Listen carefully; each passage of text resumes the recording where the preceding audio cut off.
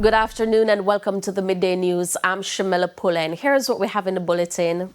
3 suspects questioned over Cobbler murder. Many Jamaican nurse graduates remain unemployed. And later in sports, reggae girls prepare for World Cup qualifier against Antigua tomorrow at National Stadium. We begin this afternoon with a TVJ News follow-up. The Jamaica Teachers Association is holding firm on assertions that hurricane victims living in school shelters are engaging in inappropriate acts in full view of students. The Ministries of Education and Local Government have challenged the JTA to release the information as neither ministry has received such reports. But in a statement a short while ago, the JTA insists the association will not indulge confidential information to the Minister of Education, the Permanent Secretary or the local government minister. The JTA adds that it will not expose educators to risk under the guise of administrative inquiry. The association says it is fully aware of the consequences when such information is mishandled, as principals and teachers have in the past suffered professional victimization, political victimization and intimidation. The JTA leadership is currently addressing this issue at its education conference in Hanover. And of course, we will have more details in this in Primetime News at 7.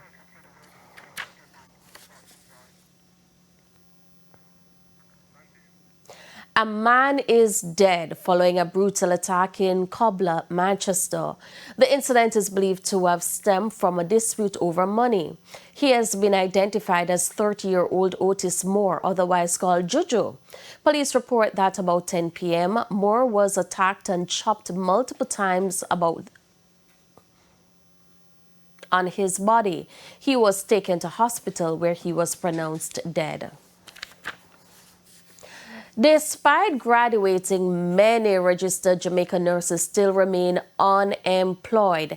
In 2025, there were 361 graduates, but there are insufficient posts in the public health system.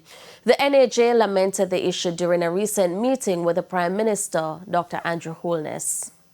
The shortage of nurses is not due to training. Retention is the bigger challenge. That, according to President of the Nurses Association of Jamaica, Dawn Marie Richards. Time gone by, it would have been because we didn't train enough. Then we were training enough, but we're not paying enough, so people were leaving. And people are still leaving. Because I would have articulated in the local space that people don't leave for money only. People leave for opportunities. Many nurses are leaving the country seeking better opportunities, not only for higher pay, but for family and professional support. Many moons ago, when I was employed as a registered general nurse, when we were placed, you went to the ministry, you get your letter and you go down to the ministry and you're assigned. Because when we did the exam, we had to say where we want to work. You don't must get it, but you put it down there. Because I wanted to work in Port Antonio and I don't reach up there yet. But you were assigned, and everybody who graduated was assigned. That no longer happens. Now, the current situation is that the HR management system is called the My HR Plus system. That system will not employ an individual if they are not able to align them to a post number. We don't have enough posts. Meanwhile, Prime Minister Dr. Andrew Holness acknowledged the bureaucracies, but says there has to be a balance. So even though I'm emotionally driven by what you're saying, I need to understand it, logically. There's a sense that somehow the frustration of how healthcare is administered has kind of diminished the empathy and concern and the dignity with which patients are treated. In recent times, the Ministry of Health said it is an issue it has been working to fix. Carrie Ann Simpson, TVJ News. Meanwhile, with a shortage of specialized nurses in Jamaica, most males are still hesitant to pursue nursing as a profession. Speaking with Prime Minister Dr. Andrew Holness at the NAJ meet and greet recently, one future male nurse expressed that he is actively encouraging others to enter the field. In fact, in my class group at Western Campus, UTEC, we have 6 males in the batch. And in the first year batch now we have 11 males. They usually specialize, when the males come in, they specialize mostly in anesthesia, psychiatry, emergency nursing, and some critical care. And in critical care. Some of them in education. What would be the ratio now between male and female? The ratio is still small, sir. Maybe about 7 or 6% of our nursing fraternity is male. Is it that care is just like naturally a female thing? Is it? No, I wouldn't say that. I think it is how the males view nursing.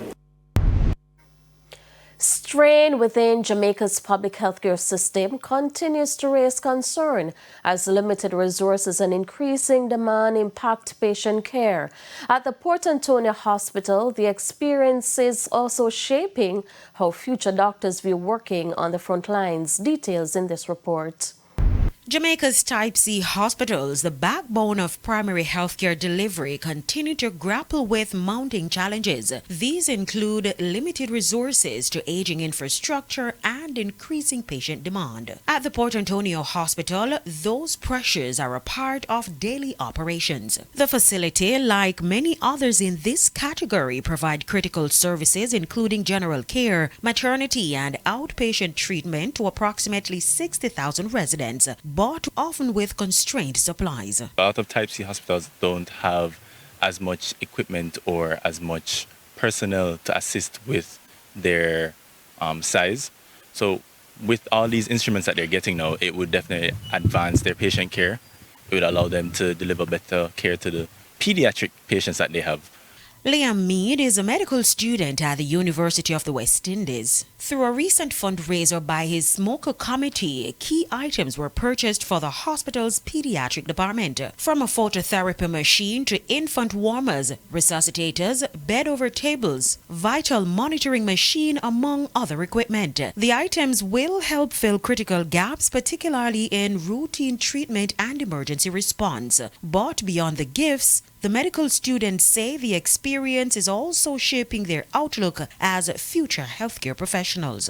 Medical school encompasses of the pre-clin aspect and the clinical aspect. And the clinical aspect, I think, prepares you best for working in these conditions because, we're on the wards, we're experiencing it firsthand and secondhand as we shadow the interns and the residents. So by the time we're ready to work, we would have been accustomed to the conditions. We know what we're getting ourselves into.